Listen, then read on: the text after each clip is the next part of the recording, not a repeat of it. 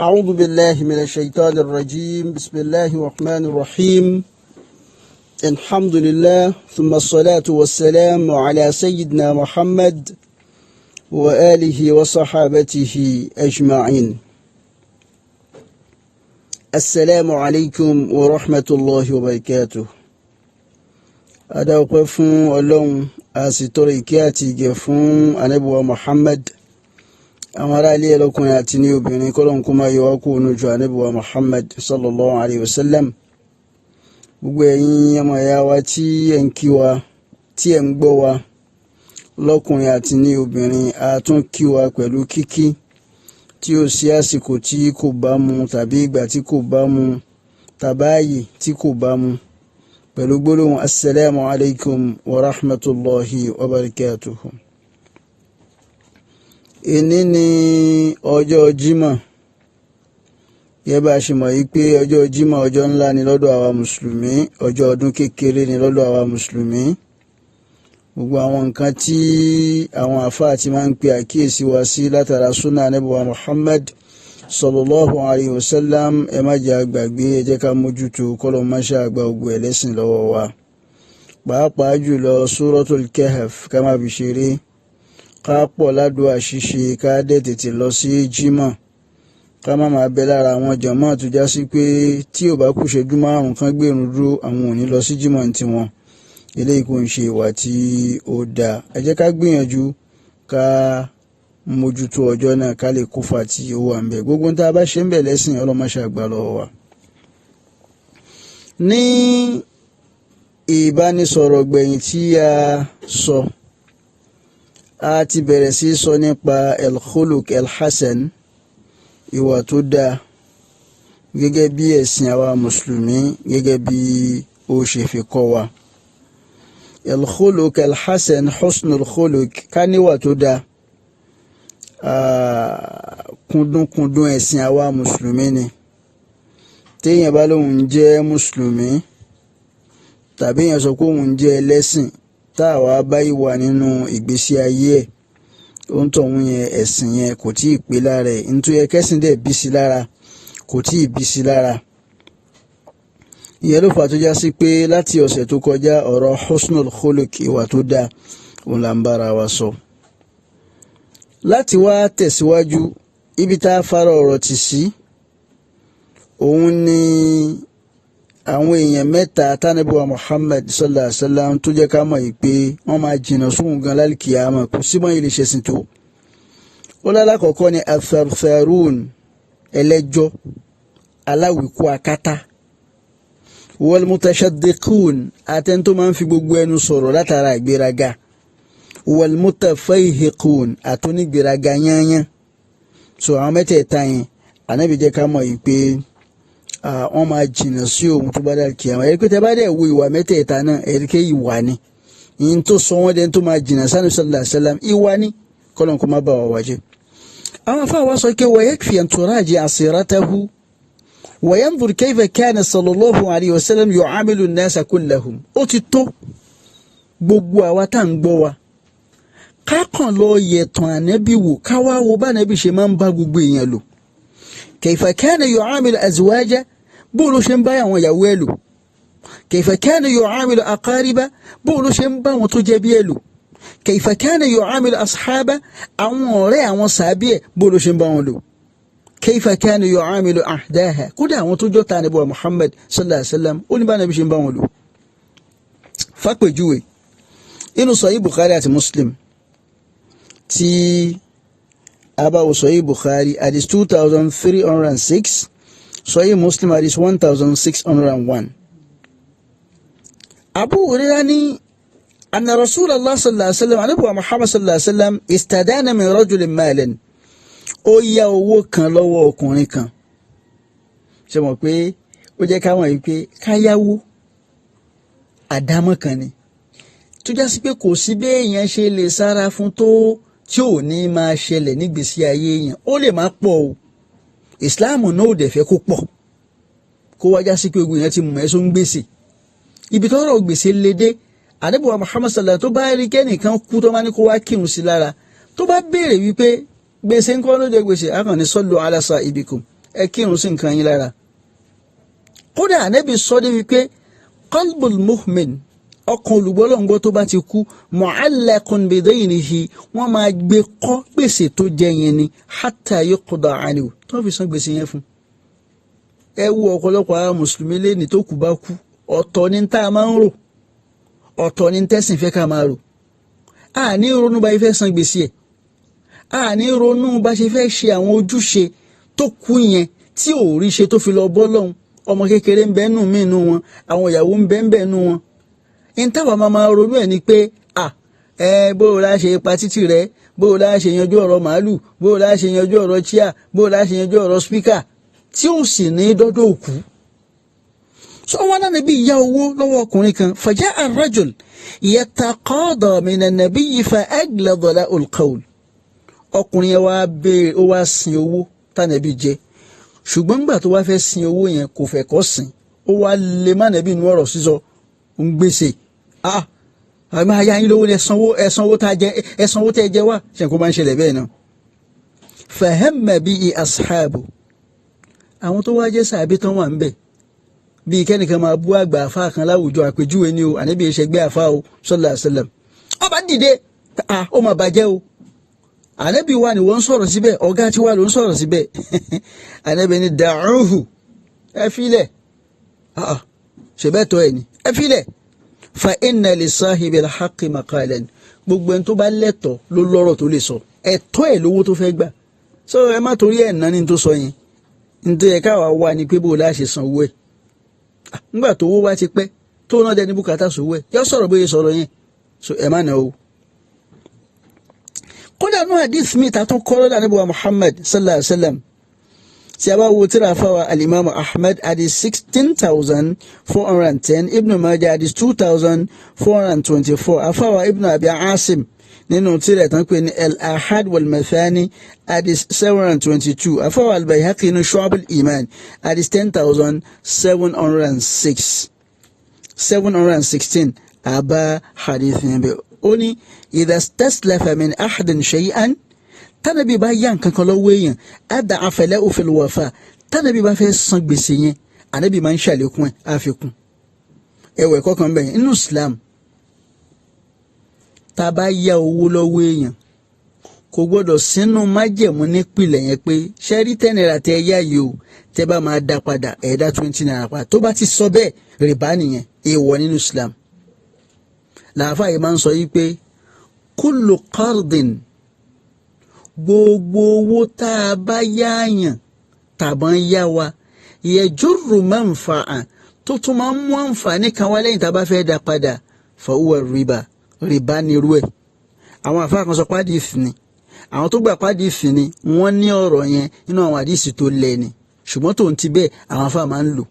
mo fẹ́ yáwó lọ́wọ́ èèyàn kan sìn kò gbọ́dọ̀ sínú májẹ̀mú pé ṣẹ́ lówó tí mo yá yín ẹ̀ fi yé báyìí lè èèwọ̀ nínú Islam ṣùgbọ́n èmi tán yá lówó èèyàn kan yá mi 1 million sìn nígbà tí wọ́n fẹ́ dáwó yẹn padà bẹ́ẹ̀ mo fi ṣe business Ọlọ́run wá ṣàánú tí n bá fi kún owó yẹn láì jásí pé àjọ fẹnu kò lórí ẹ̀ pé tó bá máa dá padà wàá yá mi lówó nínú Islam kò ń ṣe wọ̀ a gbọ́dọ̀ gbọ́ bẹ́ẹ̀ yìí ẹ mọ̀ kí èèwọ̀ ọmọlúwàbí náà nìyẹn kò ń ṣe kó ti fún ẹ ó ti sọmọ́rọ̀ gẹ́gẹ́ bíi májẹ̀mú ìwọ lórí wípé oore lágbájá ìṣe mi ẹ̀jẹ̀ ń ṣe nǹkan báyìí fún wọn náà níbi máa ń ṣe bẹ́ẹ̀ sallallahu alaihi wasallam tó bá tún wá ṣe yẹn tán wọ̀dá àìlẹ́hù á tún wá ṣàdúrà fẹ́ tó ya lówó yẹn a ní innama jaza'u salaf ṣe rí ẹ̀san káyánilówó ó ní al-wafa ká pé àdéhùn tájọ fẹnu kò sí walhamd ká sì dúpẹ́ lọ́wọ́ ẹni tí ó yá ni ní owó yẹn ẹ tún wo ẹ̀kọ́ ẹ wo ìwà látọ̀dọ̀ Ànábì wa Muhammad sallallahu alaihi wasallam ṣe pé ayára wa lówó ló bá àárín ọ̀rẹ́ méjì míì jẹ léni kódà ó bá àárín ọmọ ìyá mi jẹ. inú hadith mi tí a fà wá Zayd bunu Sa'na tó gbà wá hadith yẹn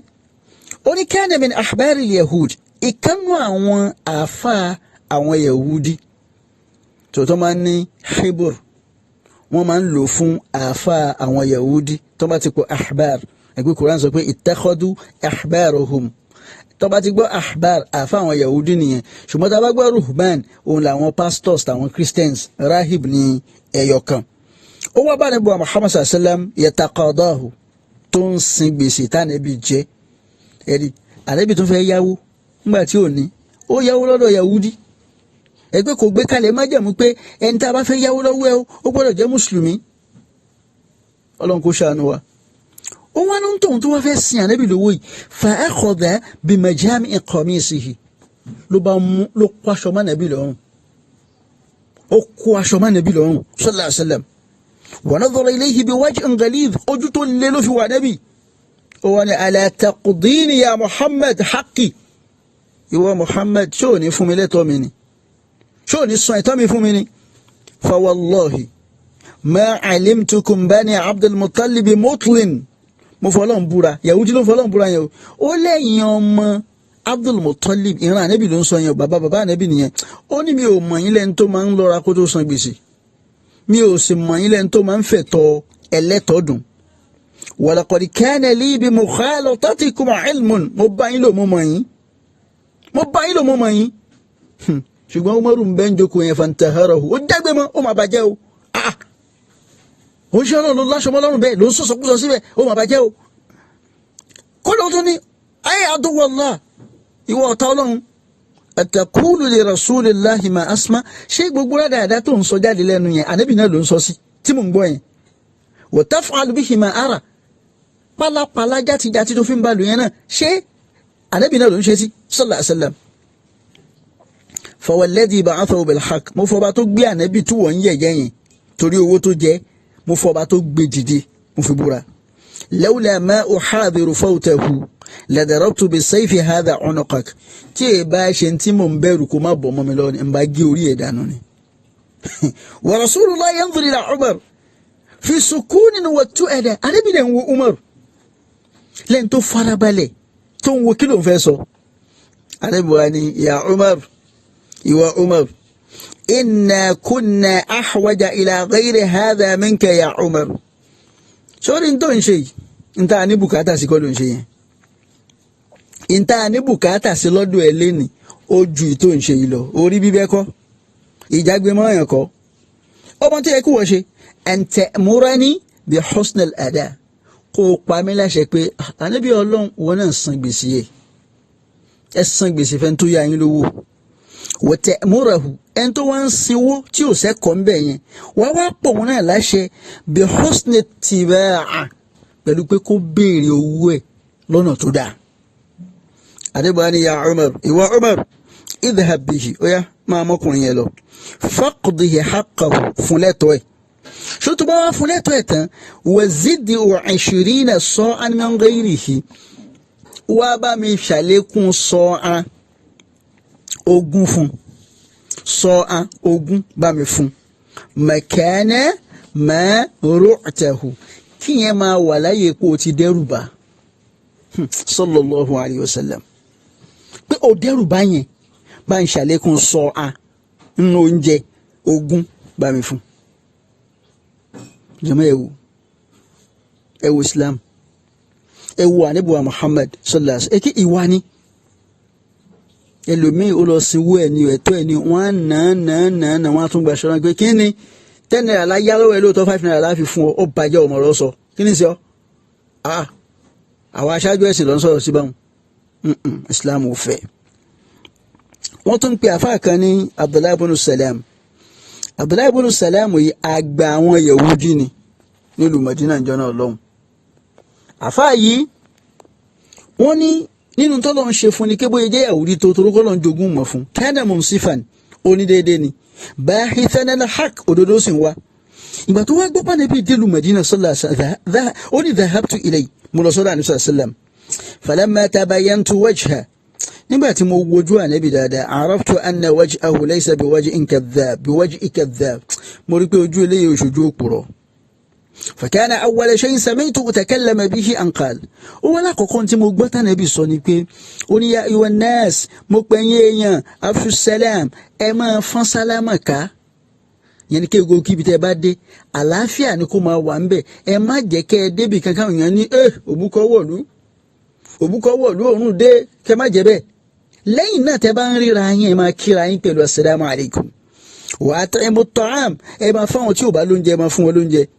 ẹ wo èmi àti yín léni oúnjẹ àbàjẹ́ mọ́lé àwọn tó fẹ́ jẹ wọ́n wà ń ta àwọn tó ní bùkátà sí wọ́n wà àwọn oníṣẹ́ yẹn ti wà.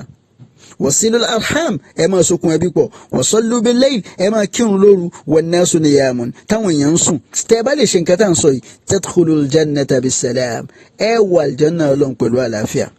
so àdìsí yẹn ó wà nù tíra àfàwà Imam Ahmad bùnà Ambal, ó dẹ̀ wà ní tíra àfàwà Tirmidhi, Ibn Majah àti Hakim.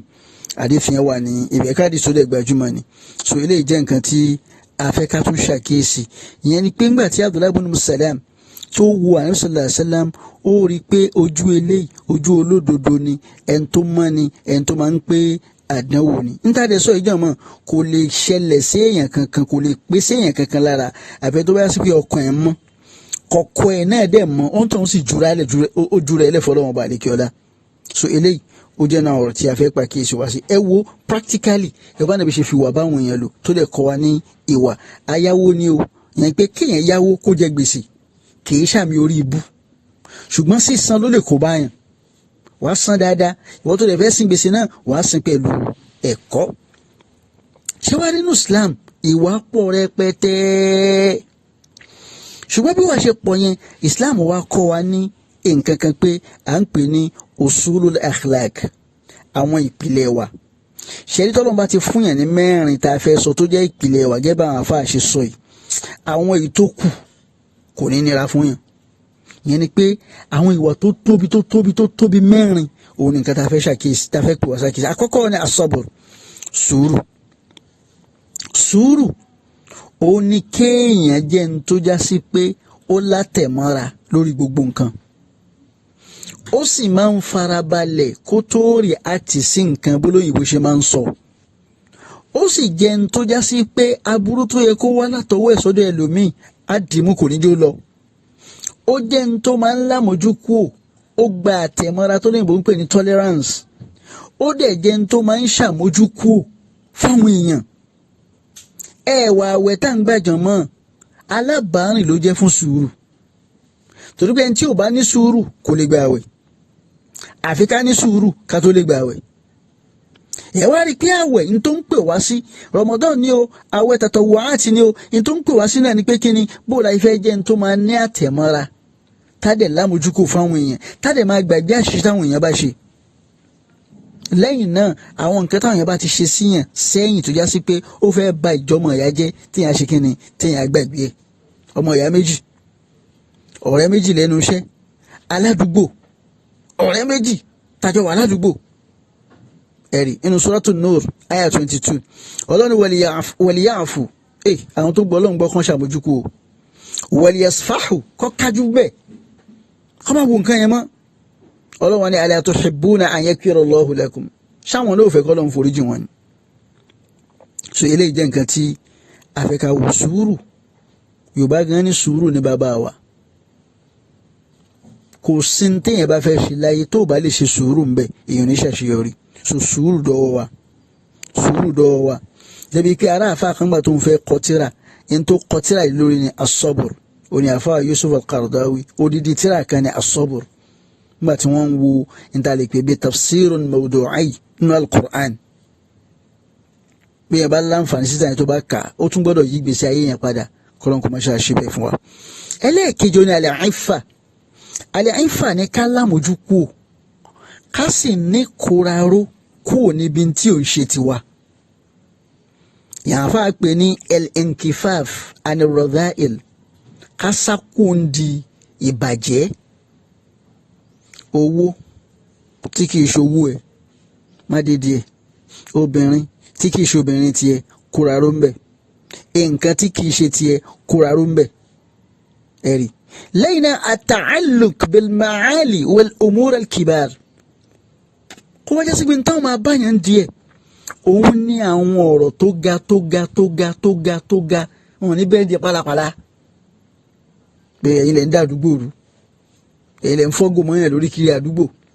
ẹ̀yin lẹ̀ ń jálé onílẹ̀, ẹ̀ ń já ṣọ́ọ̀pù oníṣọ́ọ̀pù, torí pé ráyọ̀ tí wà ń lù ẹ wọ supamákẹ́ẹ̀tì lọ ó wá tó ń parọ́ pé spíkà tá a gbé ìyá fẹ́ máa fi pèrún ni. Ọlọ́run rán irú ẹ̀ ìwà pátipátí ní ṣùgbọ́n kò díẹ̀. àwọn tó ga àfa ẹ̀yin náà ló yẹ ká bá ń bẹ̀, torí ẹ̀yin àgbà àfa ni ẹ̀yin náà ló yẹ ká bá ń bẹ̀. ẹlẹ́ẹ̀kẹta nù wọ́n ní ash-shaja'a òun ni kéèyàn jẹ́ akin, kéèyàn jẹ́ akin torí pé ṣẹ́rí ìjẹ́ akin ó máa ń fúnyàn níyì, ó máa ń fúnyàn níyì. Nínú ìjákin náà dẹ̀ ni pé kéèyàn lè náwó kó lè tọrẹ. Lẹ́yìn náà tí ẹ bá wá jẹ́ akin yìí ó máa ń ràn yàn lọ́wọ́ kéèyàn lè jáwọ́ kó ń bi ká ṣe nǹkan láì ronú sí, torí pé téèyàn bá ṣe nǹkan tí ò bá ronú sí á padà kábàámọ̀. Then ìbínú gan téèyàn bá jẹ́ akin, ìbínú èèyàn á tún wá reduced. So ìyẹn náà jẹ́ nǹkan tí wọ́n fẹ́ ká mójú rẹ̀ dá. Ẹ̀kí tó bá dé léèyàn jẹ́ akin, sùúrù àsìkò kan ni. Ìwọ náà ti experience nǹkan oríṣiríṣi ọwọ́ adé lẹ́wù yìí pé kò sọ̀rọ̀ ẹ̀ńtà lè bá sọ̀rọ̀ àfi tá a bá fẹ́ bá sọ̀rọ̀ lókù. Ẹlẹ́ẹ̀kẹrin ó lè al-adlu ma'a an-nafs wa ma'a an-nas, òun ni ká ṣe déédéé pẹ̀lú ẹ̀mí ara wa, ká dẹ̀ ṣe déédéé pẹ̀lú àwọn èèyàn. So Islam fẹ́ ká mójútó àwọn nǹkan yìí. Wọ́n ní gbogbo ilé pátá ó jẹ́ àwọn ìwà àpilẹ̀. Nínú wa ká jẹ́ ohun déédéé ń bẹ̀, torí pé fa inna kulla khuluqin hasan, gbogbo ìwà tó dáa pátápátá o, fa huwa muktanifun bi khuluqayn dhamimayn, ìwà míì tí ò dá wà ń bẹ̀. Fal-insan, ọmọ èèyàn tó bá kọjá àyè, tó bá kọjá àlà tí ò bá ṣe déédéé, á padà lọ síbi ìwà tí ò dáa ni. Tó bá dé ṣàìṣe tó náà bákan náà, á padà lọ síbi ìwà ni. Ó túmọ̀ sí pé ká wà ní ìwọ̀ntúnwọ̀nsì tó ní ìwọ̀n ń pè ní kéèyàn balance. Àpèjúwe ń sìn, ẹ wo al-hilm, àtẹ̀mọ́ra àdámọ́ sùúrù, khuluqun hasan fadil, ìwà tó dáa tó lọ́lá ni. Fa-iza zada, tálẹ̀kùn bá ti bá wa ta'adda, téèyàn kọjá bẹ̀, tahawwala ila dhilla wal mahana, ní tó máa padà wá di ní ìyẹpẹrẹ. Má torí pé a ní kó o ṣe sùúrù kó wá da ẹni tẹ́ sí pé àwọn èèyàn máa bá lò bí ìtajà tẹran, wọ́n máa fa àbùkù kọ́. Wa idha naqasa,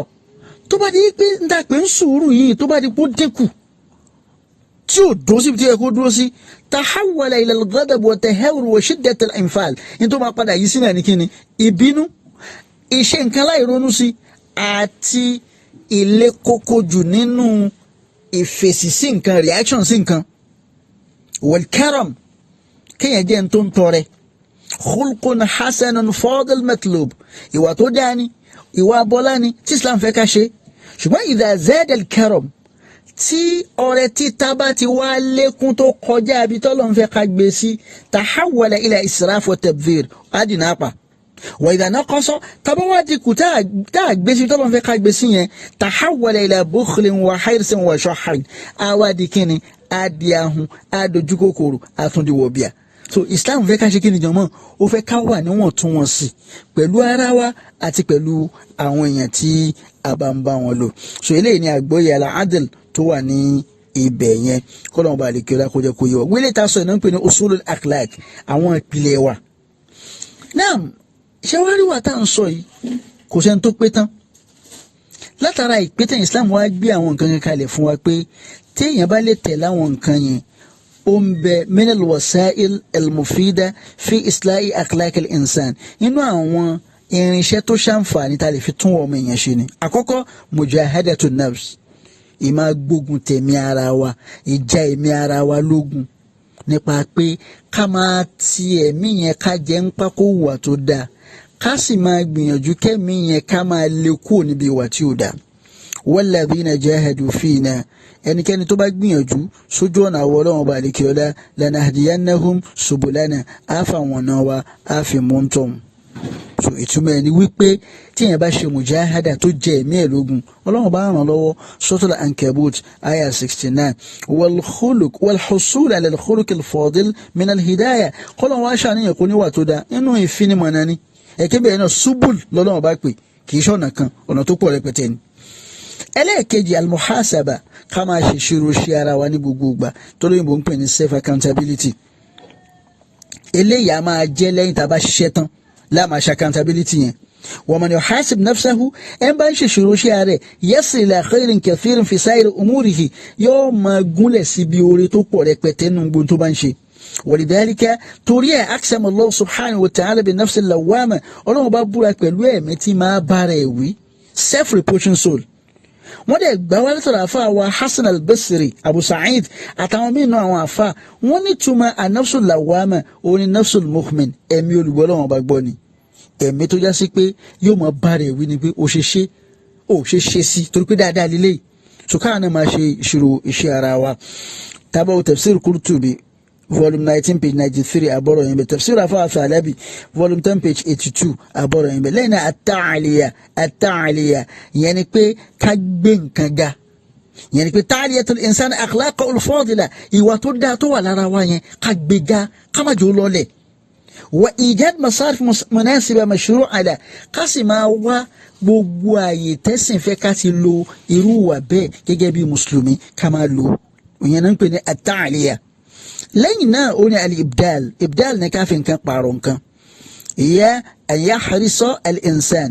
ó ní kí ọmọ èèyàn kó kákòólé kan kó lójú kòkòrò pé ala tabdil al-akhlaq al-madmuma bi akhlaqin hasan ìwà tí ò dá tó wà lára bóun ni ó ṣe fi wà tó dá pààrọ̀ ẹ̀ wa yu'na bil jawanib al-ijabiyya àwa mójútó àwọn agbègbè tó wà positive àwọn agbègbè tó dá nínú personality nínú ìwà rẹ̀ so eléyìí ó jẹ́ nǹkan tí afẹ́ká tó mú dání àwọn ní kama yata'athar al-mar'u biman hawla ọmọ èèyàn àwọn tó rọ kiri kẹ́ wọn máa lapa ń gbèsè ayé bójá sí pọ́mọ èèyàn ṣe kí ni ó máa ń